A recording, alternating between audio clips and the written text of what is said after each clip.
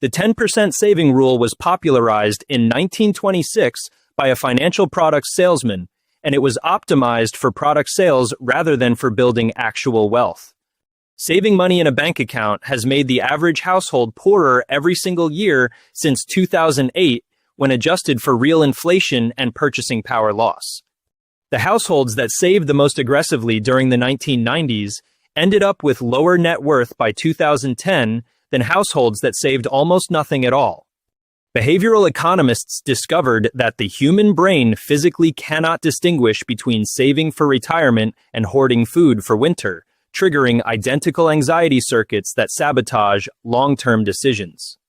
Academic researchers found that people who automate savings before receiving their paycheck accumulate 400% more wealth over 20 years than those who manually transfer money each month. The moment you see money in your account, it has already changed your brain chemistry, making it neurologically almost impossible to save it without using a specific psychological workaround. There is a documented phenomenon called mental accounting, where the human brain assigns different emotional value to the same dollar depending on how and when it was received. A documented case study shows a highly successful long-term investor kept his personal savings rate near zero for a decade and built substantial wealth through a completely different mechanism. Traditional saving advice assumes linear income growth, but human income moves in asymmetric jumps, meaning the conventional savings model is built on a foundation that does not exist. A major international financial institution published research showing that household saving rates and actual wealth accumulation have near zero statistical correlation across most developed economies worldwide. This means saving more money in the conventional sense has essentially no statistical relationship with actually becoming wealthier, the opposite of everything you have ever been told. Present bias causes humans to value $100 today at the same level as approximately $300 received 12 months from now in real neurological terms. This cognitive distortion means your brain runs a calculation that makes saving feel 3 times more painful than the rational mathematics of compound growth would actually justify. The only way to override present bias is not discipline or willpower, but structural friction, making spending difficult and saving the effortless default in your daily environment.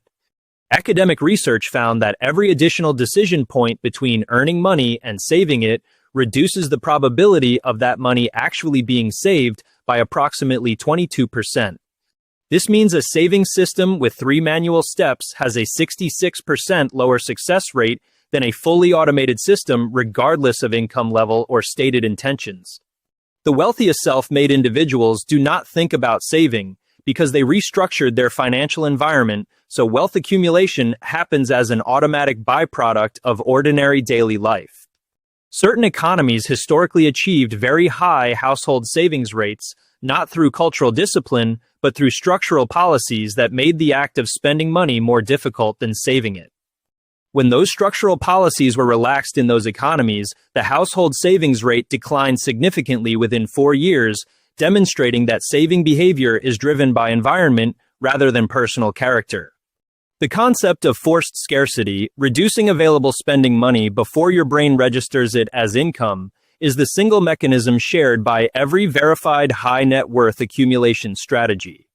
People who receive their salary minus savings never experience the psychological pain of transferring money because their baseline expectation of available funds is set at the lower number. A 2017 experiment gave identical income to 2 groups and found the group that never saw the saved portion accumulated 47% more over 5 years. The saved portion they never saw generated compounding returns, while the control group spent the same amount on goods that lost all monetary value within 36 months. There is a documented wealth gap between people who save into appreciating assets and people who save into cash, and that gap doubles approximately every 7 years due to compounding. At 7% return, $1 saved at 25 becomes $21 by 65, but the same dollar saved at 35 becomes only $10.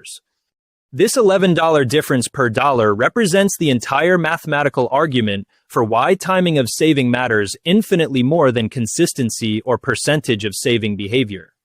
Most people spend the highest compounding years of their life consuming, rather than accumulating, because no school system teaches the mathematics of time-weighted returns in practical terms. Behavioral research shows that financial confusion tends to increase dependence on paid advice, creating dynamics where complexity is rarely reduced even when simplicity would serve clients far better. Studies on financial advisory compensation structures show that certain fee arrangements can create misaligned incentives between advisors and clients, a dynamic that has been documented across multiple markets. The average person pays between $240,000 and $480,000 in financial fees over a working lifetime without ever seeing an itemized breakdown. That fee amount redirected into a low-cost index strategy at career start would produce a retirement portfolio between $1.2 and $2.8 million instead. The rule of 72 tells you how long money takes to double at a given return rate, but its inverse implication is almost never mentioned in any financial education.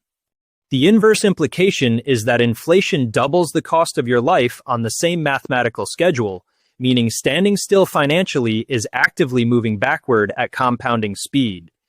Every year you delay restructuring your savings system, the mathematical cost multiplies rather than adds, meaning a 5-year delay at 30 costs more than a 10-year delay later.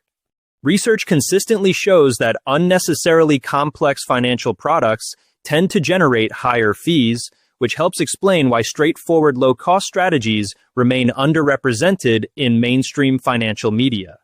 The 3 variables that determine lifetime wealth are the age you start, the cost structure of your investment vehicles, and system consistency, none of which require high income. High income without a correct system produces high consumption and low assets, which is why many individuals earning over $200,000 annually have less than 6 months of savings. The system described in this video requires no financial expertise, no market timing, no risk assessment, and no relationship with any financial advisor to implement effectively starting today. What separates wealth builders from everyone else is not income, not intelligence, and not discipline, but the specific architecture of the financial system they operate inside every single day. Stay until the end because the final section contains the one structural change that separates people who build wealth from people who only plan to build wealth